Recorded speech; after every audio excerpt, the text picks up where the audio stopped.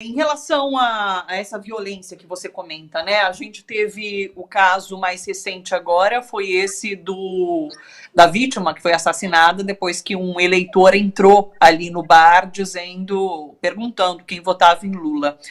Eu tenho conversado com alguns analistas aqui, Silvio, que têm apontado essa questão da violência até como uma estratégia de Bolsonaro, né? De criar esse caos que ele precisa para reforçar o questionamento que ele vai fazer do pleito ali, né, da possível vitória de Lula.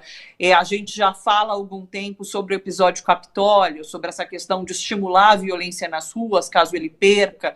Você acredita poder se tratar de uma estratégia de Bolsonaro, esse estímulo à violência?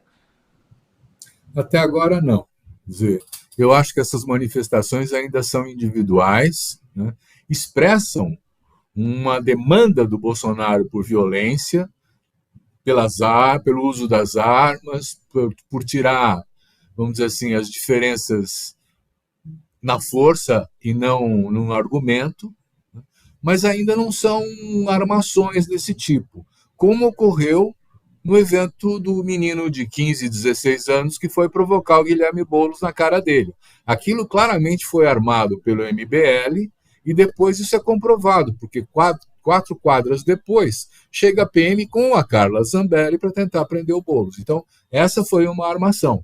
Até agora, eu não percebo que essas radicalizações tenham sido armadas, até porque esses responsáveis estão sendo identificados e estão sendo presos, não é? Quer dizer, por enquanto, o que nós estamos vendo são as manifestações. Como é que você tem clubes de tiro por todo lado agora? Quer dizer, isso precisa ser controlado também. Talvez tenha que ser proibido a abertura do clube de tiro durante o período eleitoral, não é? Como é que você vai controlar os seus afiliados desses clubes de tiro? São legais, foram constituídos, não é?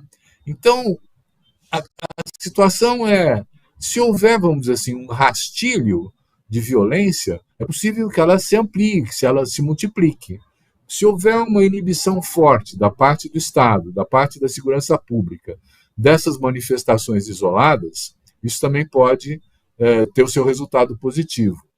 O que é a expectativa, vamos dizer assim, da falta de alternativas que o Bolsonaro está se defrontando agora pode gerar, é que ele realmente arme uma confusão, pretenda criar uma situação para implantar aquele negócio do GLO, né, Garantia da Lei e da Ordem, que é uma prerrogativa da presidência, que num caso de um conflito mais ampliado, poderia se justificar.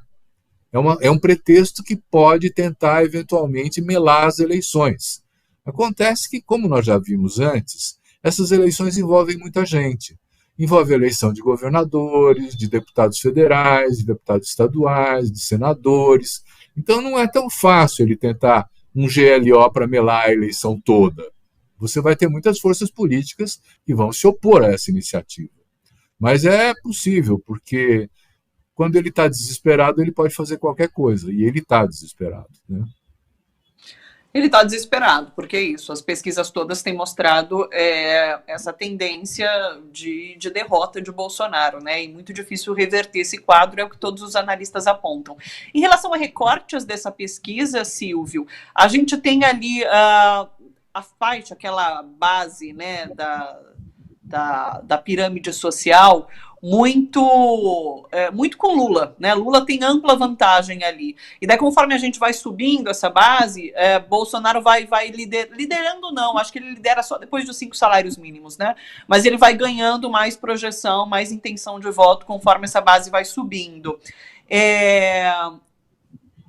Tá consolidado isso também, né? Eu imagino que é difícil agora capturar esse público, mudar, reverter essa situação, mesmo para Bolsonaro. O Bolsonaro tentou desde o início, né, capturar mulheres e essa questão dos evangélicos, que ele acabou, inclusive, perdendo durante essas últimas semanas.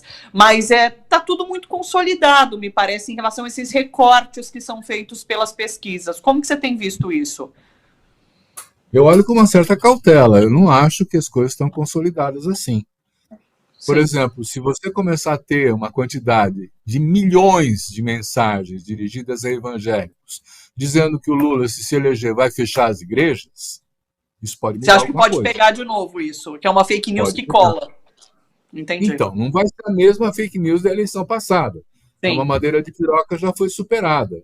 Mas sim. essas mentiras que ele pode plantar de última hora, né, aí vai depender um pouco da nossa capacidade de controle dos abusos sobre as redes sociais.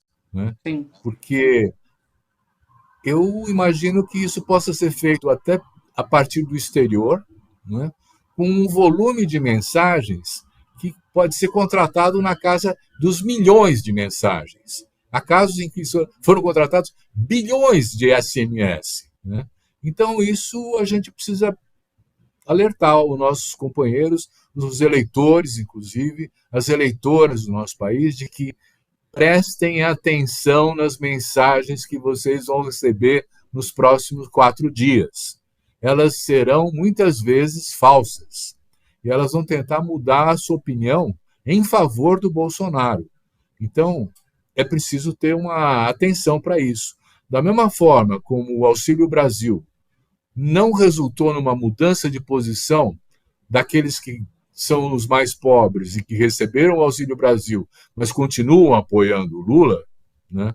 Então não serviu. Esse dito complemento foi visto como eleitoral, oportunista, sabe-se que acaba em dezembro, né?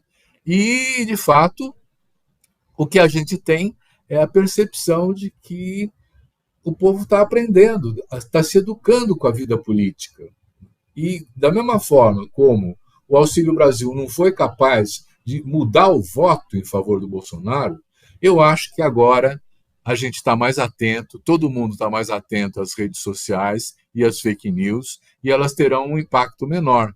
Nem por isso a gente pode abrir mão de todos os mecanismos de fiscalização possíveis, de denúncia e de criminalização de quem praticar atos ilegais.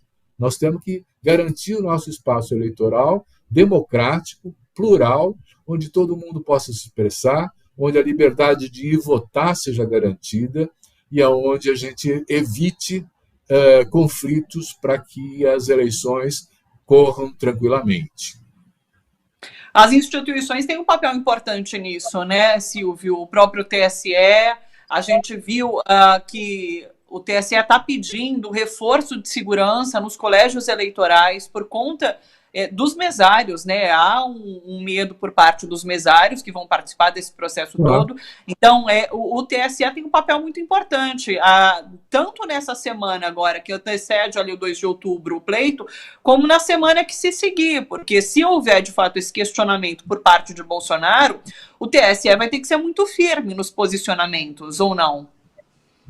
Eu acho que ele vai ter que ser. E precisa prestar atenção pelo seguinte também: os mesários, muitos deles são voluntários. Não é? Sim. Então, aliás, a totalidade deles são voluntários, eles não recebem por isso. Mas tem gente que se dispõe, se oferece. Né? E se nós tivermos umas tantas sessões que são bolsonaristas, que se constituíram como mesários, e que passam a fazer alguma eventual denúncia fake, nós temos um problema. Né? Então, a fiscalização é cada vez mais importante. Uma fiscalização, seja das instituições, do Tribunal Superior Eleitoral, da estrutura toda de fiscalização sobre o que se passa nas sessões eleitorais, da própria Polícia Militar, né, para que do Exército, onde foram chamadas, muitas cidades requisitaram forças militares para garantir a tranquilidade do pleito, né? Então, tudo isso são mecanismos de fiscalização, de controle, mas nós precisamos estar atentos, porque é possível que surjam tentativas de fraudar as eleições no sentido oposto àquele que o Bolsonaro está dizendo, fraudar em favor do Bolsonaro, né? Para que ele possa passar para o segundo turno.